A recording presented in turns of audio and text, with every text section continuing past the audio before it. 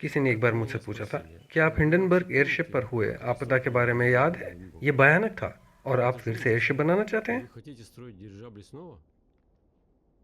दोस्तों, मैं आपके अपने शब्दों में एयरशिप के बारे में पॉडकास्ट में आपका स्वागत करता हूं, जो नई पीढ़ी के हवाई जहाज़ों परियोजना को समर्पित है। और आपके साथ है इसके प्रस्तोता अलेक्सांडर मिन्को। हम शुरू कर रहे हैं। हाँ, हम फिर से एयरशिप बनाना चाहते हैं और एयरशिप निर्माण को पुनर्जीवित करना चाहते हैं। नोवा कंपनी में परियोजना प्रबंधन के उप प्रमुख एयरशिप के मुख्य डिजाइनर वदीम वसीलेविच जुबकेविच को धन्यवाद। आज हम इसके बारे में बात करेंगे कि एयरशिप अब सुरक्षित क्यों है और उनमें यात्रियों और माल की सुरक्षा हवाई जहाज की तुलना में बेहतर होती है। प्रदान की गई जानकारी के लिए हम उन्हें धन्यवाद देते हैं। 20 और 30 के दशक के बड़े एयरशिपों की सभी आपदाओं का इतिहास मेरी राय में 3 कारणों से समझाया गया है। सबसे बड़ा कारण यह है कि वे ज्वलनशील हाइड्रोजन पर उड़ रहे थे, जिसके लिए हाइड्रोजन रिसाव की बहुत सावधानी पूर्वक निगरानी की आवश्यकता होती है। हवा के साथ हाइड्रोजन के विस्फोटक ज्वलनशील मिश्रण का बनना उड़ान के दौरान ही खतरनाक है और एयरशिप दुर्घटना की स्थिति में एक गंभीर कारक हो सकता है। दूसरा कारक जो आपदाओं और उड़ान दुर्घटनाओं का कारण बना वह यह था कि कठोर एयरशिपों की संरचना बहुत जटिल स्थानीय संरचनाएं होती हैं, जिनकी गणना करना बहुत मुश्किल होता है। आधुनिक संख्यात्मक गणना पदोन्नति प्रत्येक तत्व के बारे में बहुत सटीक गणना करना संभव बनाती है। इसलिए आधुनिक डिजाइन विधियों के साथ ऐसे डिजाइन की मजबूती और विश्वसनीयता को अधिक सरलता से और विश्वसनीय रूप से सुनिश्चित किया जा सकता है। और तीसरा, उस समय कोई विकसित उड़ान योग्यता मानक नहीं थे और हवाई जहाज़ों को किसी भी अनुभव को ध्यान में रखे बिना डिज़ाइन किया गया था। शक्ति मानक, उड़ान योग्यता मानक, क्या किया जा सकता है, क्या नहीं किया जा सकता है, डिज़ाइन में कौन से तत्व होने चाहिए, ऐसे कोई विकसित मानक नहीं थे। और निसंदेह कष्टकारी कारक यह था कि अतीत के बड़े कठिन दिग्गजों के इन सभी आपदाओं का सार्वजनिक चेतना पर बहुत निराशाजनक प्रभाव पड़ा। इसके अलावा युद्ध मंडरा रहा था और एयरशिप युद्ध के लिए काफी हद तक बेकार थे। यह अभी भी यात्रियों और माल के परिवहन के लिए एक शांतिपूर्वक परिवहन है और उस समय सैन्य विमानों का ज्यादा विकास किया जा रहा था, इसलिए वे एयरशिपों के बारे में भूल गए। अब आधुनिक डिजाइन विधियों के साथ आधुनिक सामग्रियों के साथ जो मजबूत और हल्की हैं, एयरशिप का डिजाइन अधिक मजबूत और अधिक विश्वसनीय होगा। और सख्त प्रमाणीकरण विधियां किसी भी विमान की तरह थ्रस्ट टू वेट अनुपात और मुख्य घटकों की अतिरेक के लिए मानक निर्धारित करते हैं, जो नई पीढ़ियों के एयरशिपों को अतीत के एयरशिपों की तुलना में बहुत अधिक सुरक्षित बनाती है। लेकिन आज का सुरक्षा का मुख्य घटक यह है कि अब हम खतरनाक हाइड्रोजन पर नहीं बल्कि सुरक्षित हीलियम पर उड़ान भरते हैं। और यहाँ तक कि किसी भी रिसाव, क्षति, हार्ड लैंडिंग या भगवान न करे यहाँ तक कि दुर्घटनाओं की स्थिति में भी गैस प्रज्वलन से संबंधित कोई भी घटना नहीं हो सकती है। हालांकि एक एयरशिप अभी भी एक विमान है, इसलिए इसे तदनुसार डिजाइन किया जाना चाहिए और इसे तदनुसार संचालित भी किया जाना चाहिए। एयरशिप एक उच्च गति वाला विमान नहीं है, ये एक तैरता हुआ विमान है, जिसका अर्थ है कि ये वायुमंडलीय अशांति के प्रति अधिक संवेदनशील है। इसलिए प्रमाणीकरण पार्टी करने वाले सभी मानकों के साथ उचित रूप से डिजाइन किए गए एयरशिप का संचालन निश्चित रूप से पर्यावरणीय परिस्थितियों द्वारा प्रतिबंधों के अधीन है। कुछ मामलों में ये प्रतिबंध हवाई जहाज या हेलीकॉप्टर की तुलना में अधिक कठोर हो सकते हैं, लेकिन सभी मामलों में नहीं। यदि एयरशिप का संचालन सही ढंग से किया जाता है तो उड़ानें बिल्कुल सुरक्षित है। यदि उदाहरण के लिए भारी हिमपात, न केवल हिमपात बल्कि बहुत ही भारी हिमपात, इन स्थितियों में उड़ानों की अनुमति नहीं है, जो बर्फ जमा होने, संरचना के बढ़ते वजन, वायुमंडलीय अशांति और मजबूत के कारण एयरशिपों के लिए भी खतरनाक है। निसंदेह ऐसे शोषण अस्वीकार्य है, इससे बचना चाहिए। आधुनिक मौसम विज्ञान और वायुमंडल और वायु पर्यावरण की स्थिति पर डेटा उच्च स्तर की संभावना के साथ ऐसी घटनाओं की भविष्यवाणी करना संभव बनाता है। और आप इन स्थितियों को ध्यान में रखते हुए एयरशिप के संचालन को व्यवस्थित कर सकते हैं। आप अब उड़ान कब भरेंगे, कब नहीं, इत्यादि। विमान संचालन के समय बिल्कुल वही प्रतिबंध लागू होते हैं। हवाई जहाज और यहाँ तक कि हेलीकॉप्टर भी सभी मौसम स्थितियों में संचालित नहीं किए जाते हैं। इसलिए एयरशिप परिवहन का एक साधन है जिसकी कुछ मौसम स्थितियों में सीमाएं होती हैं।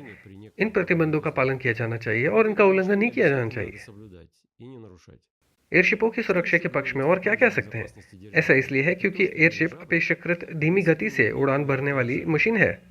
उड़ान की गति का सुरक्षा पर बहुत बड़ा प्रभाव पड़ता है क्योंकि विमान बहुत तेजी से उड़ता है और किसी भी स्थिति में पायलट को बहुत जल्दी निर्णय लेने की आवश्यकता होती है।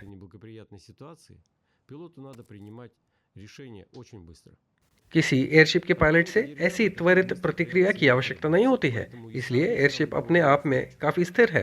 अर्थात इसका द्रव्यमान केंद्र वायुस्थलीय बल के अनुप्रयोग केंद्र के नीचे स्थित है। इसलिए उड़ान के दृष्टिकोण से एयरशिप एक बहुत ही स्थिर विमान है जो इसकी सुरक्षा सुनिश्चित करता है। वायुमंडलीय अशांति किसी हवाई जहाज की उड़ान को और कैसे प्रभावित कर सकती है? ये बहुत तेज ऊपर और नीचे की ओर प्रवाहित हो रहा है, यानी जब गैस शेल के पूरे आयतन पर कब्जा कर लेती है तो बढ़ती धाराएं हवाई जहाज को ऊंचाई से ऊपर खींच सकती है। आधुनिक एयरशिप डिजाइन मानकों के साथ ये आवश्यक है कि एयरशिप की वायु गैस प्रणाली को ऊर्ध्वाधर अवरोही गति के लिए डिजाइन किया जाना चाहिए, लगभग 15 मीटर प्रति सेकेंड। अर्थात यदि वायु गैस प्रणाली को सही ढंग से डिजाइन किया गया है तो ये अनावश्यक है। कुछ घटकों के विफल होने पर भी यह सामान्य रूप से कार्य कर सकता है। इस मामले में 15 मीटर प्रति सेकेंड ऊपर या नीचे ऊर्ध्वाधर गति से आवाज के अंदर दबाव में अत्यधिक वृद्धि नहीं होती है। इस प्रकार शैली की ताकत पूरी तरह से सुनिश्चित की जाती है ताकि उपकरण शक्तिशाली ऊपर और नीचे की धाराओं से निपट सके। पर्याप्त बिजली आपूर्ति की आवश्यकता है। अतीत के हवाई जहाज अपर्याप्त रूप से संचालित थे, यानी विशिष्ट क्षेत्र के प्रति वर्ग मीटर उनकी बिजली संयंत्र की शक्ति पर्याप्त नहीं थी। आधुनिक एयरशिप अधिक शक्तिशाली इंजनों से सुसज्जित होंगे और उनमें अधिक शक्तिशाली बिजली की आपूर्ति होगी ताकि वे इस तरह से ऊपर और नीचे के प्रवाह से लड़ सकें और तेजी से चढ़ाई मोड पर स्विच कर सकें।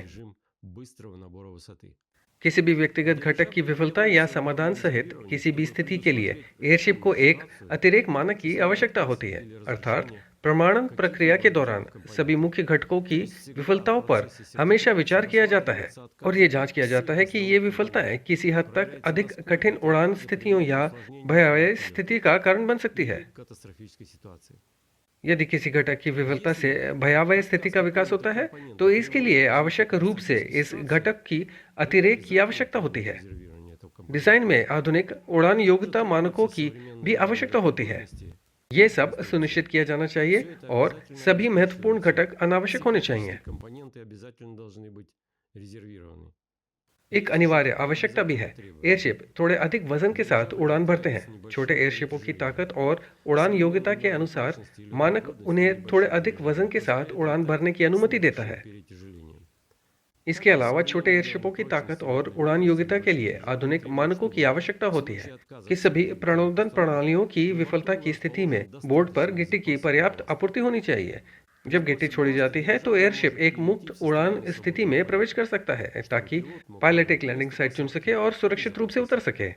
इस मामले में निश्चित रूप से संरचना क्षतिग्रस्त हो जाएगी। ये कितना क्षतिग्रस्त है ये देखना होगा।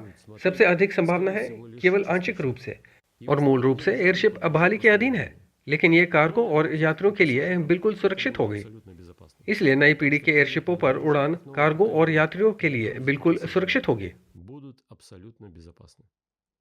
इस हद तक कि यदि नरम शरीर वाले एक छोटे एयरशिप में गैस का पूर्ण नुकसान होता है जहां कोई कठोर संरचना नहीं होती, तो इस शरीर का आकार केवल आंतरिक दबाव द्वारा समर्थित होता है। ऐसे छोटे हवाई जहाजों के लिए उड़ान योग्यता मानकों के लिए आवश्यक है कि झिल्ली में एक सतत उपकरण हो जो ऐसे एयरशिप के खोल में गैस डिब्बों को हवा के डिब्बों से अलग कर सकते हैं। इस प्रकार यदि किसी मोटर चालित विमान के साथ मामूली टक्कर के परिणाम स्वरूप शेल की सील टूट जाती है तो गैस तीव्रता से बाहर निकलने लगती है। फिर हम इस झिल्ली को खोलते हैं और सभी उभरती हुई गैस को हवा से बदल देते हैं। ऐसे में भी हम शरीर का आकार बनाए रखते हैं। हमारी गणना के अनुसार भले ही शेल में सभी गैस को हवा से बदल दिया जाए और सभी प्रणोदन प्रणालियां विफल हो जाए, ऐसे एयरशिप के उतरने की दर लगभग 8 मीटर प्रति सेकंड होगी। ये वह गति है जिस पर स्काई डाइवर स्पोर्ट्स पैराशूट से उतरते हैं और ऐसी लैंडिंग यात्रियों और कार्गो के लिए बिल्कुल सुरक्षित होगी। जो कुछ कहा गया है उसे संक्षेप में प्रस्तुत करने के लिए ये ध्यान दिया जा सकता है कि आधुनिक सामग्री हवाई पोत डिजाइन के लिए आधुनिक आवश्यकताएं और सुरक्षित गैर ज्वलनशील हीलियम का आधुनिक उपयोग एयरशिप को पारंपरिक विमानों, हवाई जहाजों और हेलीकॉप्टर की तुलना में कम सुरक्षित नहीं बनाता है और शायद अधिक सुरक्षित बनाता है। और एक और बात, आजकल आधुनिक विमान प्रौद्योगिकी का विकास और डिजाइन का स्तर इस स्तर पर पहुंच गया है कि लंबे समय तक किसी ने भी विमान दुर्घटनाओं के बारे में नहीं सुना है। इस तथ्य के कारण कि शुरू में उनमें किसी प्रकार की पायलट त्रुटि या संचालन में किसी प्रकार का विचलन था। अर्थात उचित ढंग से डिजाइन किए गए विमान यदि इसे सही ढंग से संचालित किए तो बिल्कुल सुरक्षित है।